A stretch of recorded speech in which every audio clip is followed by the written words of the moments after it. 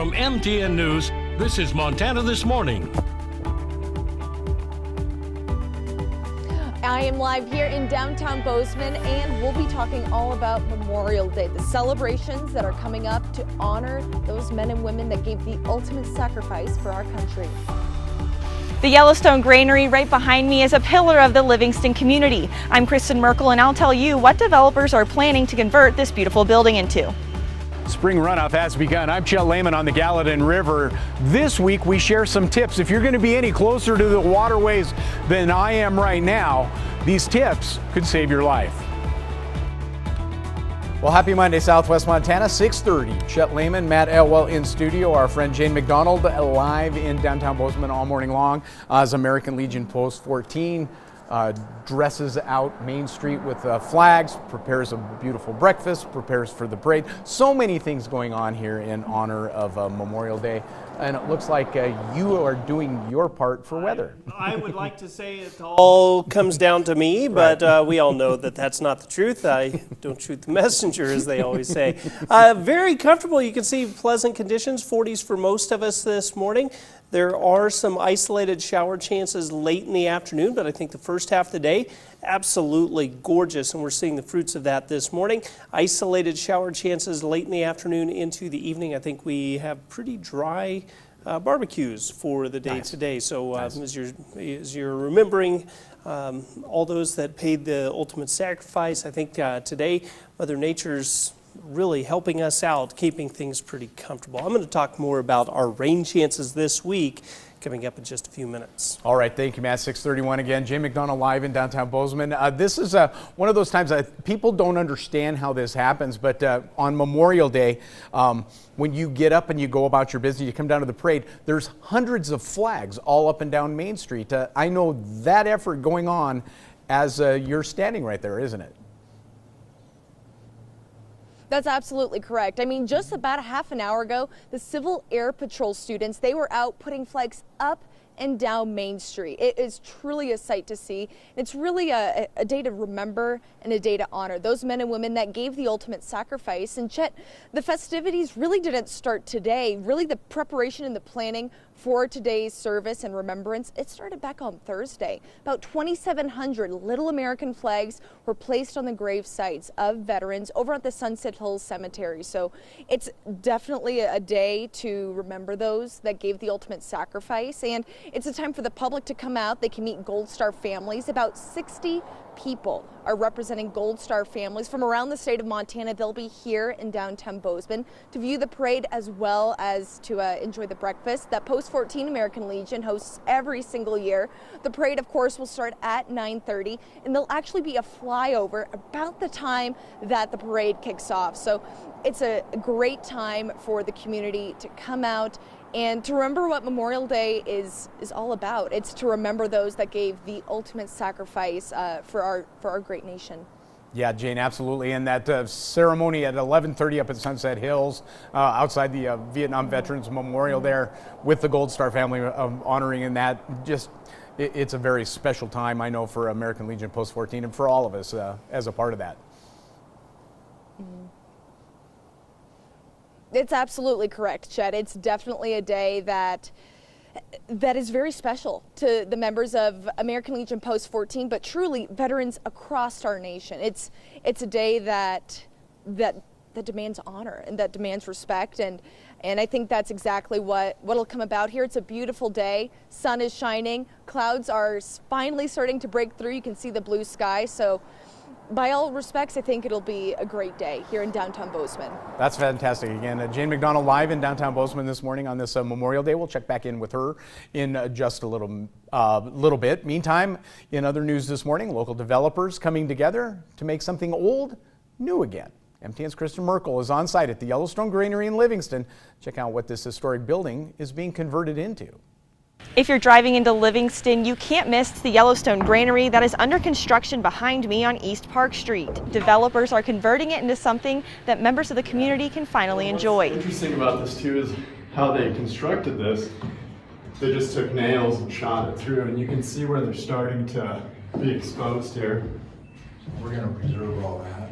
What drew me to this project is that People are tearing these down across the nation, and we wanted to preserve it. Chris Salasinski and Jordan Zignego are part owners of the 100-year-old Yellowstone Granary that was once fully operational. I purchased the building probably, 6 years ago, and it sat, and then the partnership formed. We grouped together and decided to repurpose it into some long-term rentals. The new restored granary will be home to 17 apartments that will be listed at market price, preserving the original granary as much as they can. To really tell the story of this architecture was important to us. With the idea of preserving it. I mean, all the internal beams of the woods and trying to preserve the historical character of it, but yet still building some units that we could rent. This is really the architecture of Montana. It's not the log cabins, it's these granaries. These are truly rural cathedrals. And to honor that integrity is the primary purpose of this. And we've used the existing architecture and the bones of it. So over here will be like a counter, eating space, little nook.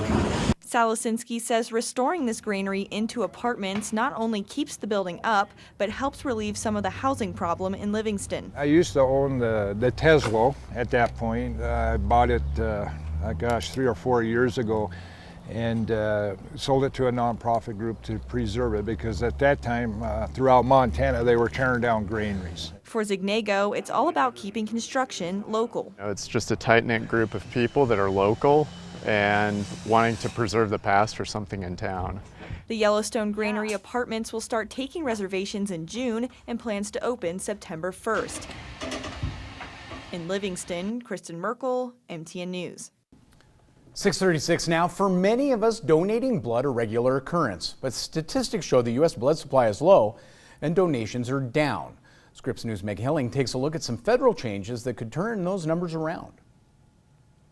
America's blood supply runs on donations, and in order to keep that system pumping, the FDA is taking steps to deepen the donor pool. It truly is a new era of blood donor eligibility, and it's one that's been a long time in the making. The FDA announced that moving forward, blood donor eligibility will be determined via individual risk-based assessment questionnaires, regardless of one's background, gender, or sexual orientation. This update in policy marks the latest chapter in the FDA's removal of restrictions that have historically prevented gay and bisexual men from donating blood. During the height of the AIDS epidemic in the 80s, the U.S. government placed a lifetime ban on blood donations from men who had sex with men. At the time, this was largely due to a lack of HIV testing capabilities, and it was ultimately viewed by members of the LGBTQ community as discriminatory. In 2015, the FDA removed the ban, replacing it with a requirement of 1 year of abstinence that was reduced to 3 months in 2020. Anytime more people are able to enter the donor pool safely, that is a really good thing because less than 5% of the population actually donates blood. And, we need more people to step forward and do it. With time-based referrals now eliminated, Susan Forbes with OneBlood says blood centers across the country are excited about the opportunity to shore up the blood supply, which took a hard hit during the COVID-19 pandemic and is relied upon in emergencies. All too often, we see these mass tragedies happening around the country. Blood donations playing a role in helping save patients' lives who have been involved in situations like that. But it's the donor who came in just a few days prior that's helping save those patients' lives. For Forbes, the policy update is extra special, as OneBlood, along with the American Red Cross and Vitalant, participated in the study that helped the FDA determine if the questionnaire would be an acceptable alternative to a time-based deferral and reducing the risk of HIV among gay and bisexual donors.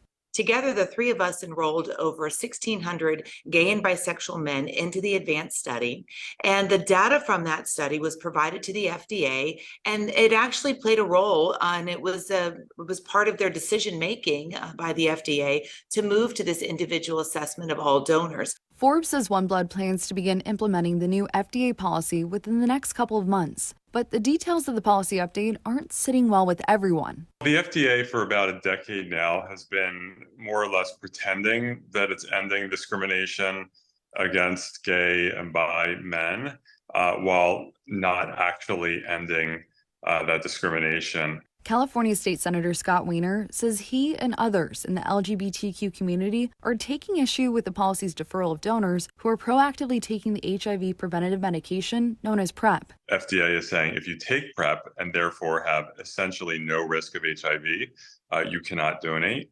But if you stop taking PrEP and put yourself at risk of HIV, well, then you're allowed to donate. It makes no sense, and it will continue to exclude a massive number of gay men from donating. According to the FDA, while antiretroviral drugs are effective, available data has shown that their use may delay the detection of HIV by currently licensed screening tests for blood donations, opening up the possibility for false negative results. But Weiner says folks taking PrEP to protect their health are not looking to jeopardize anyone else's health, as safety is already top of mind, and that such a deferral further demonizes gay and bisexual men. As a gay man who takes PrEP, I can tell you, for me and for everyone I know, we're not going to do anything. None of us wants to put the blood supply at risk. And that's not the only complaint about the policy update. I will say, though, that our blood collection policies are still based on the honor system. Anyone can fill out the questionnaire, the individualized questionnaire that they've come up with, any way they want. That doesn't necessarily inspire confidence in our public health system or for public safety.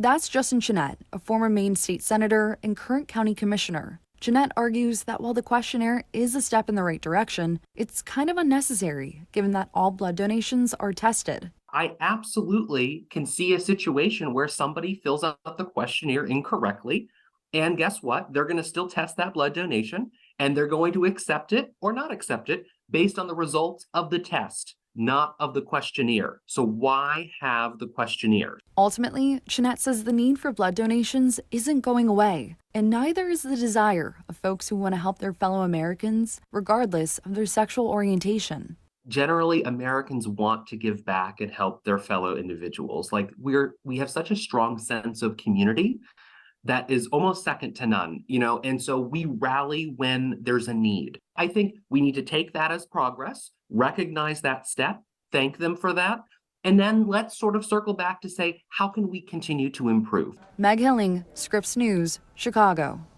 All right, 6:41 now. The snow is melting, rain is falling. That means Montana's rivers and streams are starting to run fast, cold and fast.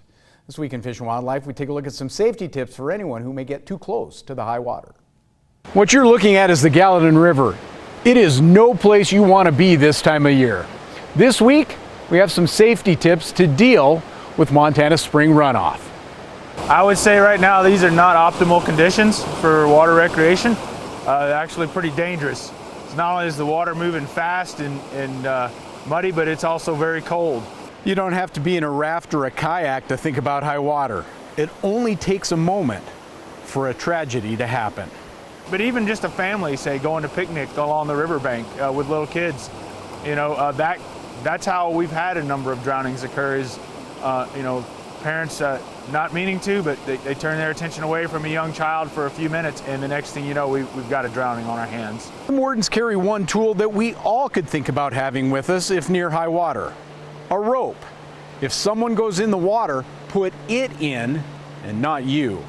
You can toss it out in the water. You toss it ahead of them. There's a lot of good YouTube videos, things like that can show you how to use these things.